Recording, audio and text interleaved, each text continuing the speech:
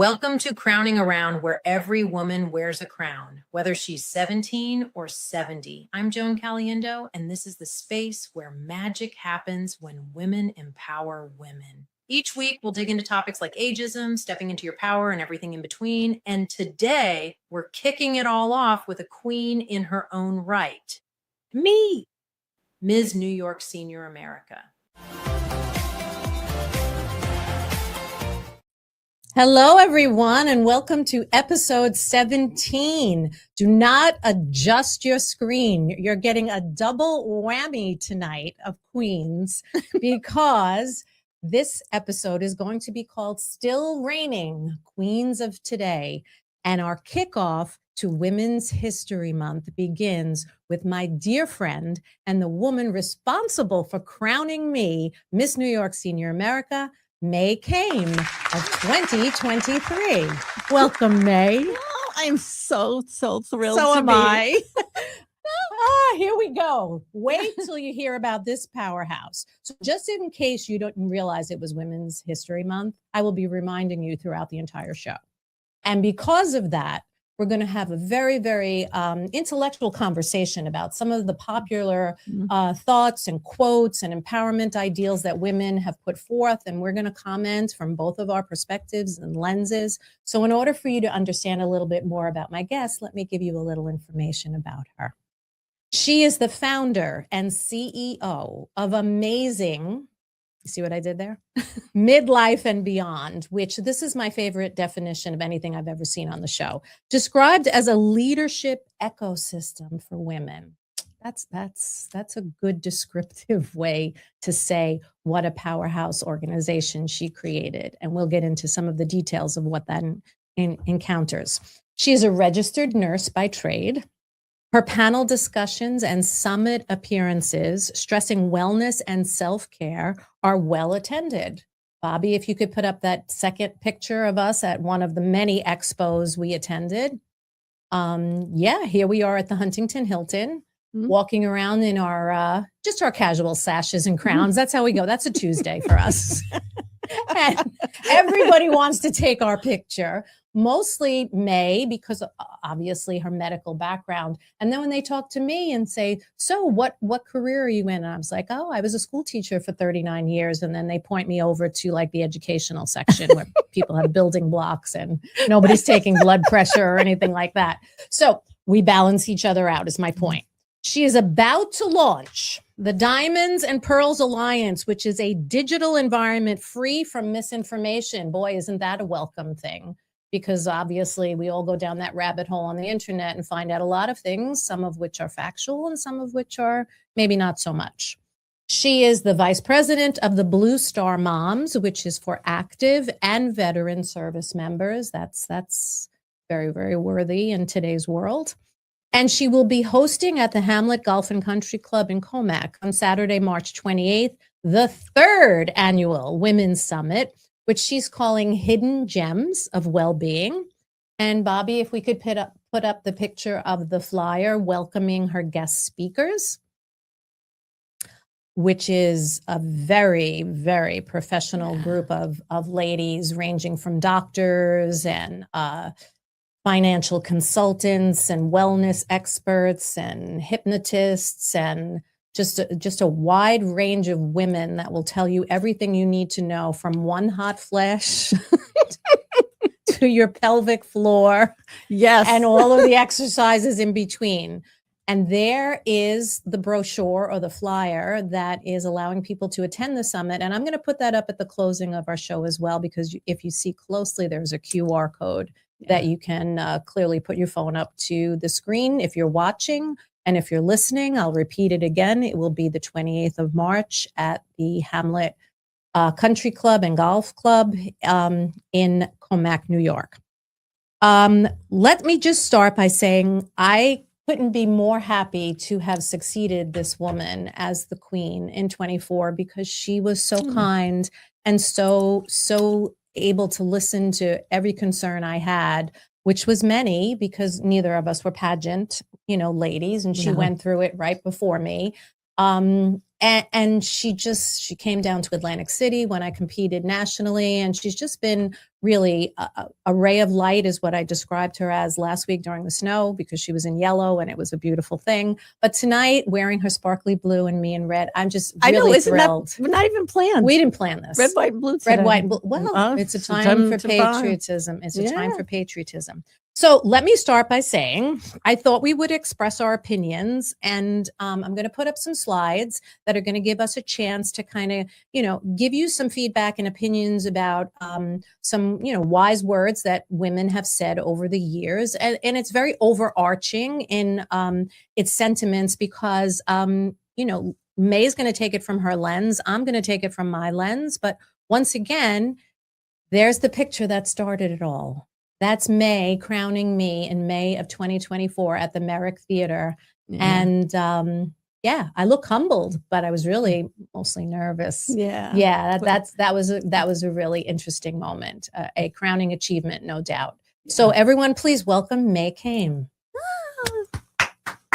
Thank you so welcome. much, Joan. My heartfelt thanks being here, not only just because of what you've created with Crowning Around, but you really are a super queen and you are so much fun. This is true, everyone. Extremely educated with the best dry sense of humor. Yes. Just a joy to be around. Yeah. Well, and a powerhouse woman. And we clicked. And here we are together. So get ready. Hold on to your hats because we're going to start her story right now with our first slide. So Bobby, if you put up the quote that we're going to look at right here.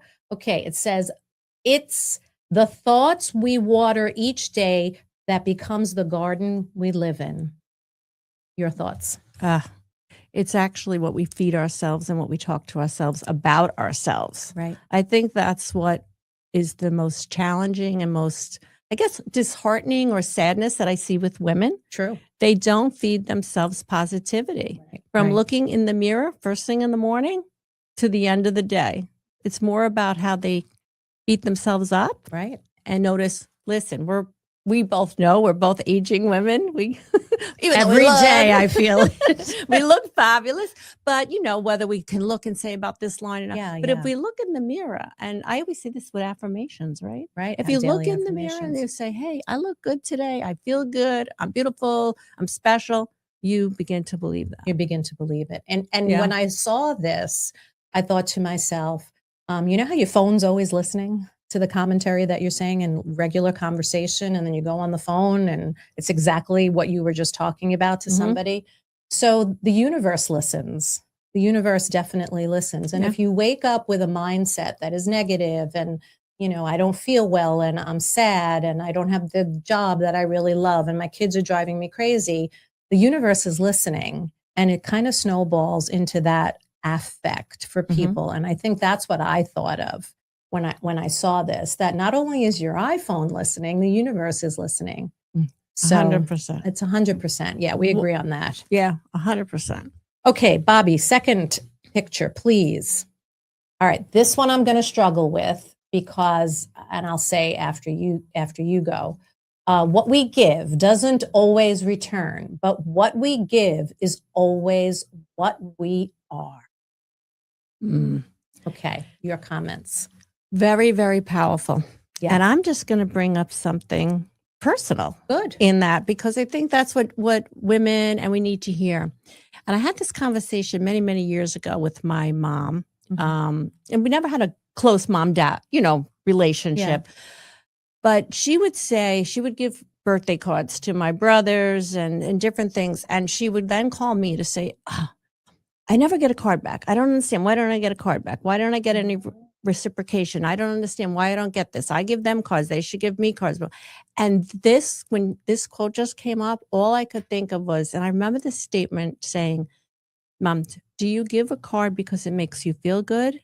Or do you give a card because you're expecting something in return?" And I think that's what this says to me, that what we give should fill our own hearts. It's about even the work we've done together in modeling or in fashion shows or community work, right? Right. We give not to get something back. What we receive is what fills our hearts. That's what we get back, is the heart fulfillment, right? Agree, but it took me a long time to get to that place because There are givers in this world and there are takers in this world. And I was always a giver. My mother was always a giver. And when it doesn't get reciprocated sometimes, which is out of your control, right? You feel hurt and you feel slighted. But you know, what you're giving and what you're doing, kind gestures, making someone a meal, may not be the skill set that the person you're doing it for actually has. And it took me a long time to learn that they're just not capable of doing it back on the same level that you're feeling. And I was starting to feel bad or feeling used. Right? Because when you're a giver, you're always doing, you're a giver, you give to the community, you give back, you put yourself in positions where you can really make a big difference in a variety of ways. Right? So now at this age, the feedback is you don't have to worry about feeling important. You feel valued for the work that you put in and the hours that you put in and the time that you put in. But when you were a child, or maybe your mom's generation, right? They felt a little slighted by that. Yeah. And I think, you know, sometimes, you know, when we say what we want to get back, right? It's not always whatever. It's validation. It is. That we've done something for somebody and they've recognized it. Right. And I think that's a lot of what people are missing. And that's a whole different conversation when it comes into faith and who we are. Right. That the only person who needs validation is to validate ourselves, and that what we're doing is good. But there's this that's a conversation down the, you know, but I put this up deliberately because I do feel that a lot of women feel this way. You do for your children, you do for your husband, you do for your family, you do for your church, you do for your community. And at the end of the day, when you're exhausted, sometimes you say, hey, wait a minute, what are they doing for me? It does take you a while to get to that place where, okay, but I should feel validation for myself because these are the things I like to do. Right? Yes. Yeah. I kind of agree a little bit. I think it's just, it comes down to, are we doing things for validation in return? Which goes into the real conversation about self-esteem. And self-confidence. You know, you can't be confident if you don't have good self-esteem. And how do you have that about yourself? Right.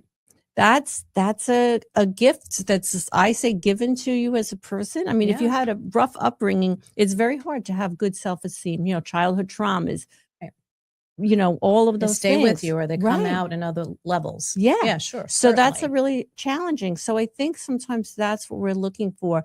And then the inner peace part comes when you say, you know what? I do this because it makes me feel good. And look, I'm not going to, there are times I get frustrated too. I'm like going to a million events. I'm doing this, I'm going there. And I'm like, where's my peeps? Where's my peeps? Right. We've had or that. Just somebody to say, hey, we recognize how hard you're working. You know, even that can get you through sometimes.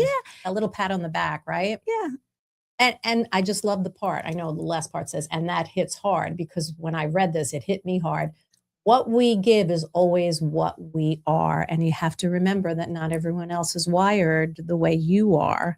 And when they receive the love or the gesture or the goodness, they don't react to it maybe in the way you want. Doesn't mean they didn't receive it, right? Correct. That's correct. Yeah, I think that's what it is. Because we all receive differently as well. Definitely. You Definitely. And that is upbringing. And some people too who are receiving that you may be, you know, doing something for, helping, they themselves, again, goes back to that self-esteem. They don't feel worthy of it enough. So they don't even acknowledge it, because they're like, oh, I really should maybe be receiving this. I'm not giving those people anything anymore. Check off the Christmas list, off the holiday, Hanukkah. Either you react the way I want you to, or you're out. Okay, I learned that. That's good. Oh, this is going to be interesting. Oh, okay. I love this. Okay. I love this. Maya Angelou, rest in peace. I love what she says here, because there are so many layers of what people think success is. So here's her viewpoint. Success is liking yourself, liking what you do, and liking how you do it, period. What do you think? Super powerful. That's so powerful. I don't even think there's anything more to say. I mean, other than, that is just so, you know, success is not monetary. And I think that's, that changes, especially as you get older. When you're younger, you let's be honest, You're you climbing do the success, ladder. you're climbing the ladder. Right. It's what you require, the possessions, Yeah, right? yeah. The accolades, Some people all still, of that, right? yeah. Oh yeah. I don't say it ever goes away with most people, but I think it can transition a little when the values start to happen and when the aging process and you see aging parents and all that. And all of the things when you say about success, it's really about the kind of person you are and how you treated people. Always. And they always say that, right? On your Always. tombstone. They don't say, well, she died, having $5 million in the bank and did all of this, right? No. It's the impact you leave on people. Right. Which is the greatest achievement of your life, is that you changed someone else's life, or you had an impact on someone else positively, whether it's your children or someone that, you worked with or collaborated with. So when I saw this, right, my favorite quote is from Ralph Waldo Emerson, and on the prayer cards that were given out at my uncle's wake is when I first was exposed to it, and it stayed with me forever. And I put it in every journal. I did it when we did the journal for the Nationals. I put the quote in because it really, to me, is what the level of success is. And it's very, very long, and I'm not going to give you the whole thing, but it talks about laughing often, that's success, and being able to win the respect of intelligent people. That is success. Yeah. And it goes through many iterations about value and affecting the lives of children, and obviously as a teacher and you as a nurse, and we've been in a lot of charity functions where we've given back. And I have to say this because this is something I thought of as well. One of the first things Mae invited me to when I became the queen was the wonderful world of Down syndrome, right? Yeah. And she said, get dressed up, and the color is pink, and it's Barbie themed. And the perfect Barbie you are. Come on. I got in the box, they took the picture. So she says, all right, we're going to be in a fashion show with some of the children. And the children are delightful, delicious, wonderful kids. But some of them are 16 and 17 and super, super confident and fun to be around. And that's who Mae walked down the aisle with. So her photos were, wind blowing in her hair. She paused. The young man dipped her. It was fabulous. They gave me, a 3-year-old, all she wanted to do was open the door, close the door, open the door, close the door. And I was so nervous that she was going to jump off the end of the stage because we were very elevated. So when we got our pictures back, all of my pictures were like this. And I said, you know what? I have to think this through when she invites me to things. see what's in store for me. But that's what I was thinking of when we talked about success. You had a very successful evening, and she stayed on the stage. She stayed on the stage, and what was she success was for me and she gave you big hug. Yeah, and the parents were so happy she that was I walked with her, but she didn't want to walk with anyone. And I was very happy that she did what she needed to do. Okay, let's go to the next slide. And she gave you big kisses. She was adorable. Yeah. Love her. Yeah. Okay, I am in love with this quote. Here is the quote. Life is only as good as your mindset. A negative mind will never give you a positive life. Yes. What's your thoughts? 100%. 100%. Life is what you think of. It's like the snowstorm, right? We're here in New York. I know you have people listening to you now all over the country and internationally, right? So in New York, we had a snowstorm, and you heard so many people complaining about the snow. And if you just go in and say, it's winter wonderland, it's a time to pause. Whatever you are having, I want some of. That's not how I looked at it at all. So go ahead. That's the positive mindset. Yes, I love that. So but it was an opportunity to pause, to reflect, to make some good hot soups and be healthy inside. And did it throw schedules and all of that off? Yes. But I think that's part of it, and also too with the positive mindset, and you start to realize this, and you especially, you have, oh my gosh, I know what you're saying right now, but truthfully, I know how positive you are, but you are one of the funniest people with that, because I am. you put it in perspective I of like, do. well, really? Well- 'Cause that's like my summits, right? I call it right out. We'll talk You about do. that later. You do. But I think that what I've come to with all of this positive in the mindset is how this falls right into leadership, Oh, definitely. right? As Definitely. you were as a teacher, Yes. as I was as, you know, a founder, a business owner. Yes. I built multi-million-dollar, you know, medical facilities Yes. before we had these crown lives. We were really successful This in our doesn't careers. pay at all. This is not what, No, you know, very this is all glamorous, this- but no This pay. is a challenge because we love challenging ourselves, right? Yes. But I think that you come to realize that sometimes the people that you're around, like I said, with leadership, if you're Mhm. positive, you're positive. Even if things are a little shaky, Yeah. people become positive. I When agree. you start having the people that surround you, that everything is, it's, the winter's too cold and the summer's too hot, Right. and the spring is just full Rainy. of hay Yeah. fever, and the fall is the leaves are all, you're Yeah. like, oh my, and you start to like sit back and you take that, you go, let me think about how I'm starting my day, which is again that from the beginning, right? Yeah. No. But I No, think it's, I I think agree. it's, I love that you're linking that to leadership, because the true leaders in this world who surround themselves with good people that they feel are worthy to reflect their interests, the praise they give to those people makes those people want to do more for the leader. 100%. Right? And we all know that. The dictator, the person that's demeaning you and yelling at you, and you're not on time, and you're going to get docked, or whatever the scenario is, you either build up a thick skin or you build up a resentment. And either way, it makes you sad. It makes you Yes. unhappy. So the positive people, like when she walks into a summit, there are people there that want to talk about menopause a lot. And there are people there fanning themselves and, having their moments and Mhm. want to learn some of the ways to alleviate that. And she comes out and she's like, yeah, it's all about pleasure, having a good time. And if you don't have a partner, take care of it yourself. I'm just like, some of these women are like, she's right. Yeah.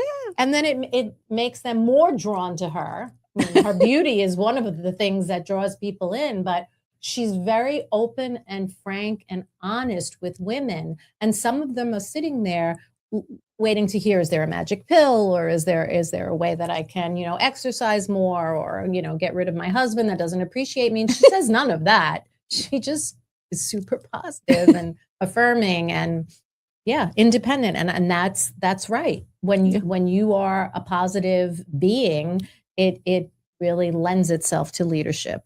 Yeah. I love that. Yeah. And especially now with, as you know, like we said, with so much leadership and so much conversations about it and summits and talking about how the different processes and managing people and all. And I go back to this, even to my summit. If you're not taking care of yourself first in well-being and your mindset and your inner peace and your sexual functions and your nutrition and your movement and all of those things, you cannot be a powerful, successful leader. Right. And you have to have good self-esteem, because this was my, you have your mantras and all of that. Yeah. As a CEO, and I always remember this, I took the best of the best people around me because they made me look better. I'm like, of course, like this is insanity. But that's because you don't have an ego. I don't have an ego, and I was confident in myself that somebody wasn't going to overpower me. Correct. That doesn't mean that there aren't people there that are going to do that.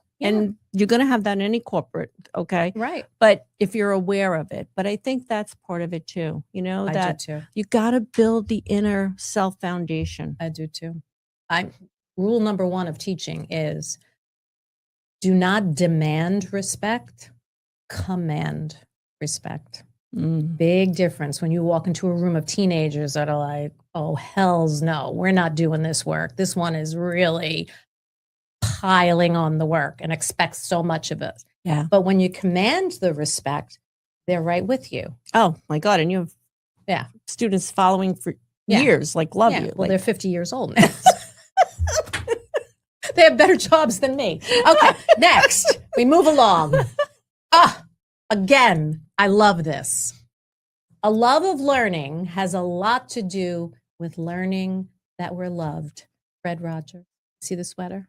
The red sweater. Oh, Mr. I Rogers. know, Mr. Rogers. See, now we're dating ourselves. No, everybody knows and loves him. Lady Gaga just sang his she did? song at the Oh. Super Bowl. That was one of the songs they sung in English.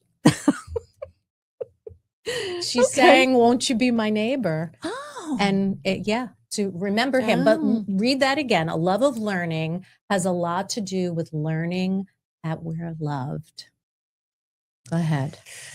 I'm a little perplexed. Okay. So we agree as women of a certain age that we have to keep learning. We have to keep growing, right? We have to keep. Why do you think we did the pageant? We learned a lot. We learned a lot about a lot of different personalities. But at the end of the day, the love of learning continues to grow because there's something in you that was fostered as a child when you were being loved and your parents were teaching you simple things. The stove is hot. Don't cross the street that way. Make sure that, if it's dark out, A, B, C, and D. Knowing that innately opened up your being to experiences, and you continue to grow and learn. So now women of this age, with learning that we're loved, even at the pageant, we felt nothing but love after we won, right? These ladies are charming and sweet and all in, and they refer to you as queen wherever you go. And I never turned around because I didn't know they were talking to me. I wasn't from that mindset. I was from an academic mindset, and they are very much about the tradition of the pageant. Yeah. But what I did learn was that they love to be appreciated for how much they're caring towards us. They remember your birthday. They send you a card, right? They invite you out to lunch. I inherited, one would say inherited, the tap dance team. They have been nothing but a delight in the sense of appreciation. Yeah. Right? Yeah. So the sweetest and a total appreciation. And I think they count on as well, like you said, learning from us, the different just skill sets that we've had. Yeah. I mean, we obviously won our titles because of not just pretty beauty and blonde a gown, hair, or no. We just happened to both be blondes that year. But that it's really was more of our inner beauty and our educational backgrounds and our ability to bring women together and uplift them, and because they're all so, everyone is so unique and so special. The other thing, when you were just saying too about the learning, about continuing to learn, and I say this, and you've done it, you've stepped in for me at the senior events, at the the Richner Live events. And they are wonderful. They're so well attended, and the seniors are just dying for information and to get out, right? They're just there, and it's great. And free things. And free things. Yes, they love that. And but just educating them in the sense, or telling them to continue to keep learning. Right. Once your brain slows down and you don't pick up a book, or you don't do a crossword, or you don't, do something that you've never done before, you start to lose it. It's like, you don't use it, you lose it. Yeah. So I did that recently, right? I went to Italy for 8 weeks because I never went there to learn Italian. Right. Could I say anything Italian? Yes, you can. Yes. If we pressed you. And cappuccino, that to all of us was like, wow. Yeah. What an opportunity for her to be able to fly there by herself and live amongst people she had never met and learn Italian. And it just was, and we spoke while she was away, and it just was, you didn't stop learning. It wasn't about learning the language. You embraced yourself with that entire culture and the kindness of the people that were around where you were staying, and your ability to get on a bus and go to another town and kind of smile your way through the language. I'm sure they loved you. Ciao, Bella. It's about... Mae is not a natural born Italian, but she's married to an Italian gentleman. We won't say what she says. Okay, so let's go to the next one, please. Okay, the success of every woman should be an inspiration to another. We're strongest when we cheer each other on. Yeah. Serena Williams. Yeah. It's incredible. Yeah, she's It's incredible. I think that we exemplify that more than anything. I think, Yeah.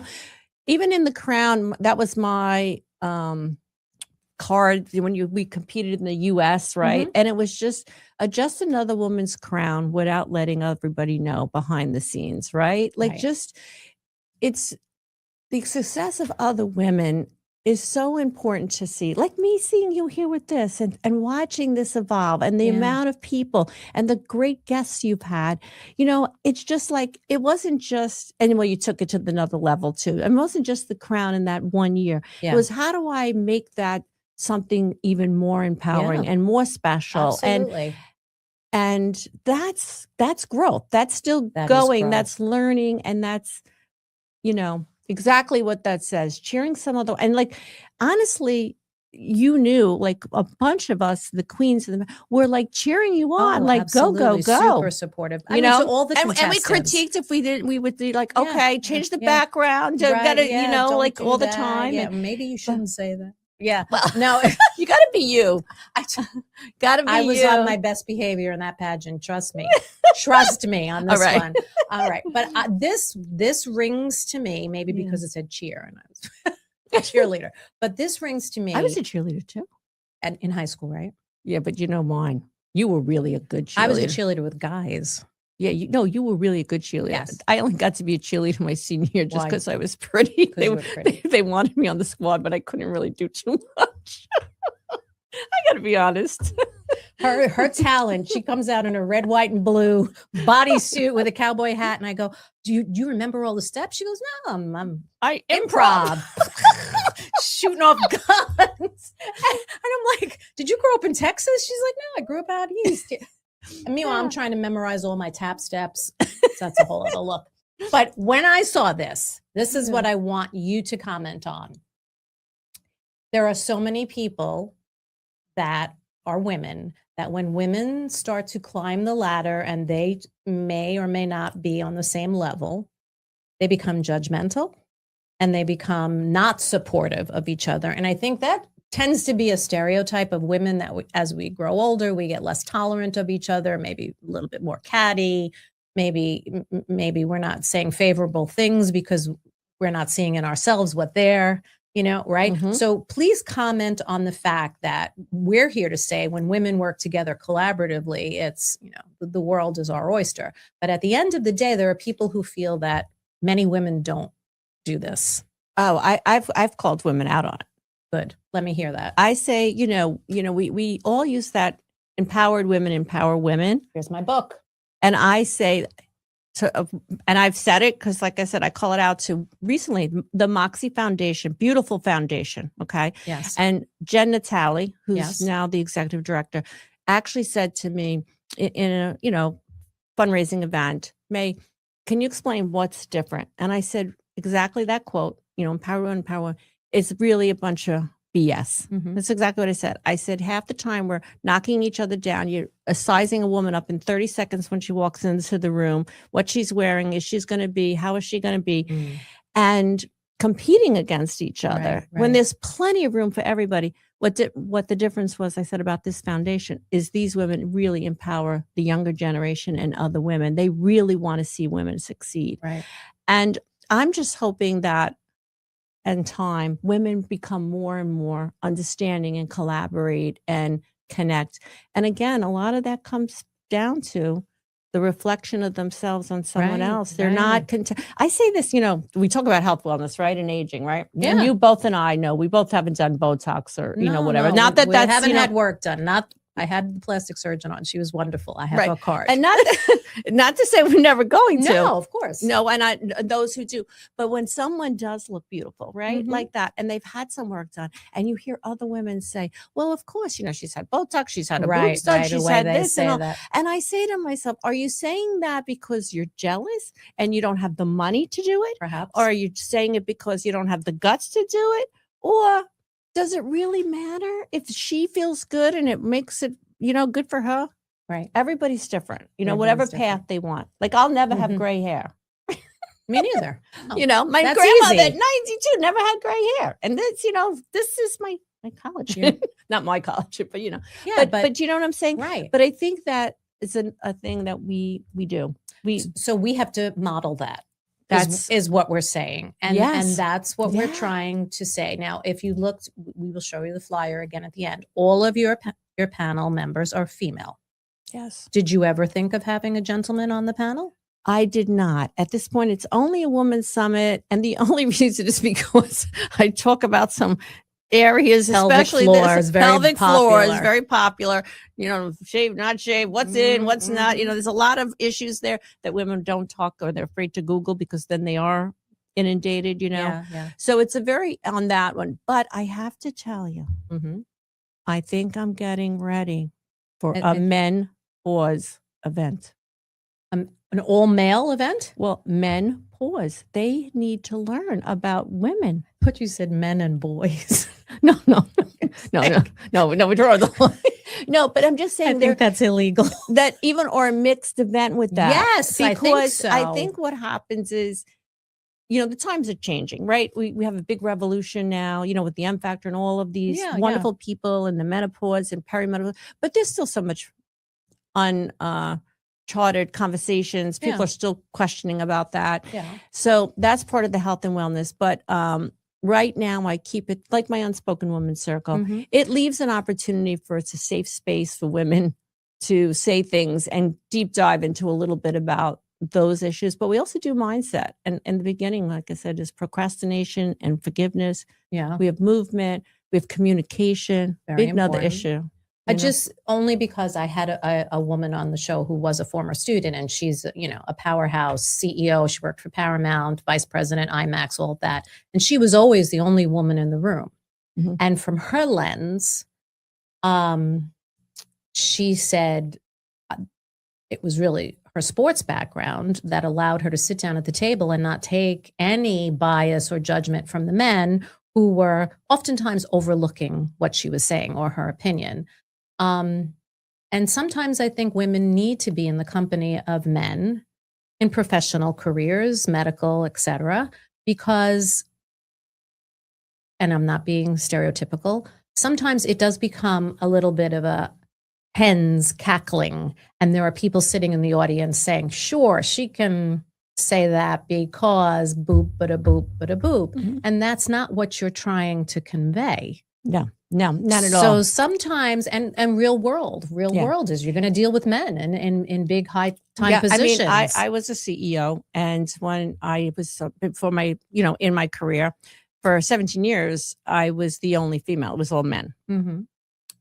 It was crazy. And we get in a boardroom, and let me tell you, there's things that are said in that boardroom that you as a woman have to be ready to hear. Right. And I don't care what anyone says to this day.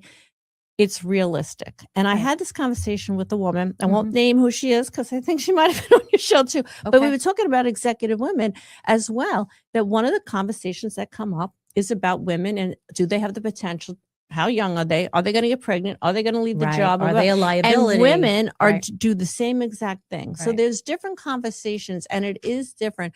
But I think sometimes, and this is another thing, I just had this conversation with women. If you continually, again, we go back to that mindset. If you continually say you're at a disadvantage as a woman being in a boardroom, we will never change the future generations to say that you can handle that. Right. That we have. It's not an issue. It should not be an issue. Right. But, It should not be an but issue. again, if you go in there knowing, okay, this is going to be tough. I'm the only woman. I got to battle this out every time, blah, blah, blah, blah. And you continually talk like that to your head. You start to think like that. Like I'm at a disadvantage. I used to say, look, I'm running the show here. Either you run this way or we don't run, Right. But it takes, again, goes back to what does the inside feel about yourself? Yeah. So it's a lot of those great challenges, but A lot of those great challenges. I just trying to play devil's advocate and see both sides of every equation because in education, everything is so unilateral. You don't get a raise based on the fact that you're a man. How many college credits do you have? How many years did you teach? Everything is even, right? Yeah. Did some of the higher positions for admin go to men more so than women? Absolutely. Are there more superintendents on Long Island that are male than are female? Absolutely. Mhm. But that's Yeah. also a reflection of the district that you live in, what the people want. And, and we can go on and on. I mean, in government, how many women are senators? How many women are members of the Congress in comparison to men? Yeah, So we're it's just we're making interesting. we're making Yeah. headways, Yeah, we but you know are. what? We were talking like with Women's History Month, right? Mhm. I went back to the movie Hidden Figures, right? Yeah. And that was in the 60s. And you Right. think about that, when we had, segregated Yeah. bathrooms and all Right. that, Right. where we are today, right? Right. Major difference, right? Major difference. If we could keep on that pace as women, Mhm. that I want to see in my lifetime a woman president. I Right. really, really do. I would love to see that because I think the capabilities are there at 100%. Mhm. There's compassion and education and all of that, Mhm. and see those changes Right. happen. So hopefully within the next. Yeah. Kids used to ask me that all the time. Do you think you'll see an African American president or a woman in the span of my 39 years? And I always said African American man Mhm. because this Man. this country has a very interesting judgmental idea about women in leadership, Mhm. and maybe the people that have run have not been the right fit. We won't get into that, but Right. it has to be the right woman. Right. Same way it Yeah. had to be the right African American for Correct. for the rest of the country to vote his way. Interesting. Okay, pearls of wisdom, pearls of wisdom, diamonds and pearls of wisdom. Okay, we're going to take a little commercial break here, Bobby. When we come back, we'll talk about that next slide. So we'll be right back right after these messages. Thank you.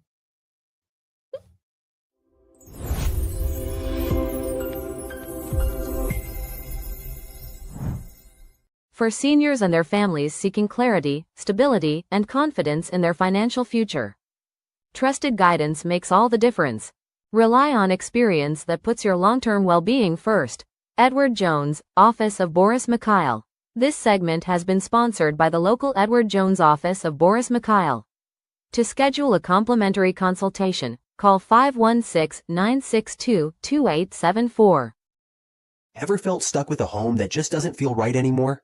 Whether it's that outdated kitchen or the bathroom that needs a refreshed look, Twice as Nice Construction has got you covered. Family owned for over 20 years. Twice as Nice Construction has been providing beautiful new construction and additions and stunning remodels like kitchens and bathrooms. We're not just experts, we offer unbeatable quality and prices to help make your dream come true. Ready to start building your dream home or to give your kitchen and bathroom that much needed makeover? Contact Twice as Nice today and make your dream a reality. Visit twiceasniceremodel.com today for quality you can see and service you can trust. Twice the value, twice the commitment, Twice as Nice. Hello and welcome back. We're here today, two queens, still reigning, and we're having a great conversation for the inaugural month of women's history for this year of 2026. And we're actually at the point in the conversation that I like to call our tiara tip of the week. So we've been going back and forth and having some terrific dialogue regarding perceptions of women in leadership positions, positive mindsets, etc. But we're going to get to the point in the show now where I'm going to put up my final slide of a quote that I loved. And let's see if Mae can leave us with some parting thoughts and words of, productivity and positivity. So this says, greatness happens when the person with the wild imagination collaborates with the person who knows how to get things done. Agree?